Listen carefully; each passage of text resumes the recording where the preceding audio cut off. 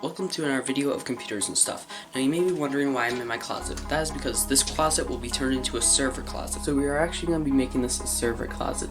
Now there's some stuff for future projects right here, and some other stuff, and lots of stuff. But the server I'm deciding will go up there, right over there by the foam head. We will be putting it right up. We'll be putting it right up here, and I'll show you the server in just a second. What I'm planning to do is my closet light is a little bit old. I'm going to put a cover over the fixture there, and I'm going to run kind of back and just put an outlet back there. And then we'll also replace the fixture as it's old and not working that well. We'll have a Cat 5e cable coming down and to my desk here, and it's not going to be, it's just going to be Cat 5e because that's really all my cables. There's all Cat 5e, and plus it's pretty short distance between here and the desk, so I just decided to use that. Plus I'm not going to run it through the walls because first, it's a finished house and this is just hard to run through, and second, this is an exterior wall with all the insulation and stuff in it, so I'm just decided to just do loosely, just go through there, and otherwise that's about it, and let's check out the server. Alright, so here it is. It's a Lenovo M78 small form factor. It's not the most powerful computer. Despite its appearance, it does have a 3.5 gigahertz quad-core processor, so that's pretty nice. It's an AMD A8. And looking at different programs, it said it had just 2 cores, like in Task Manager, but for some reason, like CPU-Z, stuff like that, bigger programs did say it had quad-core, and it does say quad, but if you actually look up the model, it will say it's dual-core, but I think this specific one somehow is quad-core, but I do get good performance out of it. 4 gigabytes of RAM, which is not much. I'm hoping to at least update it to 8 gigabytes. I'm hoping 16 or something like that, but RAM doesn't seem like a big problem. Now when I was looking at the reviews for this, it had 2.5 stars, and that was because people were saying it's extremely slow, stuff like that. I was looking at it, and it came with Windows 10 Home, and it was just filled with bloatware and all sorts of junk on it, and I took like 5 minutes to boot, and I was like, this is horrible, so I just got rid of it, installed Windows Server, and works fine, boots fine, and it works very nice. I get good performance out of it. It doesn't have the best specs in the world, but it's works for what I need it for, and that's really all I need. So let's take a look at the hardware. The front isn't too special. We have 2 USB 2.0 ports and a microphone and headphone connector, and then we also have a DVD drive. Then we have a speaker down here. There's actually a very small speaker, which is kind of nice, and why it's used in schools and businesses, so you don't have to set up a speaker set or plug in headphones. There's also a fan right here. That's why there's a sort of vent-ish kind of thing here. On the back, we have a PS2 mouse and keyboard. We have a serial right there and a serial right there. We have a VGA monitor and as well a display port for your monitor. We have 4 USB 3.0 ports and 2 USB 2.0, some audio connections for audio in, speakers, and mic. And then we also have a added card with 2 more USB ports. So there are in total 6 USB 2.0, and we have 4 USB 3.0. Now that's the confusing thing about today's computers, is that sometimes USB 3.0 is not blue, such as on my laptop. They are black like this, and they are still, for a fact, USB 3.0, because it says that in Device Manager and also in different programs that say stuff is compatible with USB 3.0. So this is actually a nice computer. It does have that for if I wanted to connect external hard drives. So let's look at the inside. The case flips open like this for easy maintenance. Right here we have a power supply, which is 240 watts.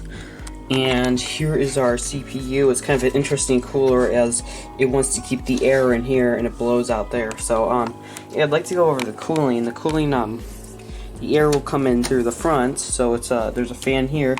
It'll go kind of under the hard drive around here. It'll go into the CPU through the top here because this will be blocked off. And then we'll push it out through the bottom and out these vents here and here. And also there's a power supply fan pulling the air through the power supply and out back here. Then we have the hard drive here. It's 500 gigabytes, not much. I might upgrade it, but I don't think so. There's only 1 bay as a small form factor, and I might do an external hard drive bay to add more to them. An odd thing about the inside here is that they put a display port right there. Now I'm not sure for the reason of this. We've got some PCI Express here. Here's the 4 GB of RAM, which I can definitely upgrade to something better. And that's about it for the inside. There's nothing too much I can do. This hard drive can lift up if you want to see more of the RAM underneath that. Not the best cable management, but it is a pretty nice PC and it's worked for me.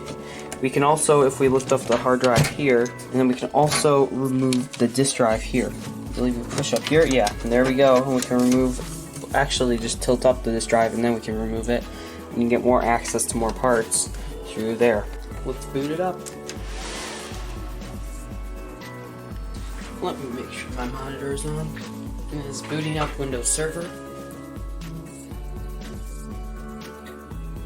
Okay, I just noticed they have little protector things on the feet that I never took off. Okay, so I did install a few programs. I have OBS Studio, and that's what I'm recording with right now. I have Handbrake for compressing videos and converting them to different formats, and I do have Movie Studio Platinum for editing. It does seem to render pretty well on all of those programs, and the CPU does seem to handle it pretty well. I don't know why a lot of websites were calling this dual core, because this is definitely quad core and I do see a much better performance than some of my other PCs. So I believe this will work very well for what I will use it for. I did some rendering tests using different kinds of text that usually take up a lot of the CPU to create, as they're like animated. So I tried it on here, and I tried it on my other desktop, and then I tried it on my laptop, and I got much better performance times on this new PC. So I am glad with the performance on here, as well as the performance on Handbrake and OBS Studio, and I'm looking forward to using this as my rendering server. Now, to use it as a rendering server, we'll get to this, but to use it, I don't think there's any settings to use it in Movie Studio Platinum, but I will probably just use Remote Desktop to render it. I'll keep all the projects on this PC, and I'll just use this as a sort of like a rendering server and file server, just so not because of speed, not because it's a lot better than my other PCs, but mostly so I can just get the load away from those PCs and I can still use them even when this one's rendering. So it's basically my kind of idea here. WakeOnLan for this machine is actually very nice. I've had bad luck with other computers. They won't start up, they just won't receive the data packets, or something's messed up, but this machine has worked every time I've tried to turn it on. Right now I'm using a software called WakeOnLan, and it's pretty nice software. It's free. I have a link in the description, and it is used just to wake up computers from being turned off. So this one I can actually, if it's already booted, I can say start scanning, and we'll find it, and I believe it is this one right here. It does not have a name, as mine is, the computer I'm using right now is called Bedroom Desktop. This one is would be called Lenovo. Oh yeah, there we go, Lenovo Server. And so now, if the machine is turned off, if I turn it off right now, now it's turned off. I can now, I don't have to do this, but I could rescan and see. And I'm like, okay, I want to check my server. Oh, my server's off right now. Okay, well, I can wake up selected computers and say yes. And there we go, it turns on remotely. It just must be connected to the same network, and there has to be some configuration in BIOS that will let you WakeOnLan. So it said it won't work with Wi-Fi, but I tried it with my laptop. It does work with Wi-Fi. I don't know if that meant the computer you're targeting can't be on Wi-Fi, but works great for my need.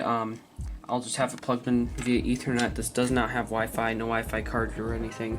So I think that'll work fine, and it's worked every single time. This has actually been the first computer I've had good luck with WakeOnLan. So this is a very nice tool, especially if you're farther away from the server and it's off and you don't want to go up to turn it back on. So nice tool. We have this, then we have conduit, and then we have box, and then we have outlet and lamp over there, and some fittings and stuff for your stuff. So that's how it's basically going to be, except it's going to be in there. First thing I want to say is that it worked, but second thing I want to say is that it didn't all work. So I did have some problems with mounting. There is no stud in there like that will actually hold it. So I did some extra stuff to kind of hold it on there. Second thing is I couldn't replace the light fixture because the new one is actually pretty old. It's an old stock one. So the old one, I guess, this one, the still crappy one, has little prongs that hold onto the wire. The other one doesn't, so I still had to use that one because the wires were kind of hard to work with. So I just kept that one, and so the box isn't on there 100%. So I'm going to put plywood up there pretty soon, but it works. I'm probably not going to use this light because I don't want it falling down or anything. So it's pretty strong. I'm just not 100% about it. So I'm gonna put plywood up there soon. But anyway, it works. Everything works. It's all grounded and everything. So let's test it out. Alright, so I know that some things didn't go to plan with that, and I will fix that later, probably in a future video. This seems to be working fine. I plugged it into there and seems to boot up fine. And I did run just an Ethernet cable going down to my other computer, and so let's test it out. Connecting to remote desktop works, so it can connect to it up there via my normal desktop. So it'll work just fine, and I can change all the settings I want to in Server Manager or wherever. This is all good. It's all set up, and also I can render my videos remotely. And I will be rendering this video remotely through this. I hope you like this video. Subscribe, turn on notifications, and I will see you in the next video.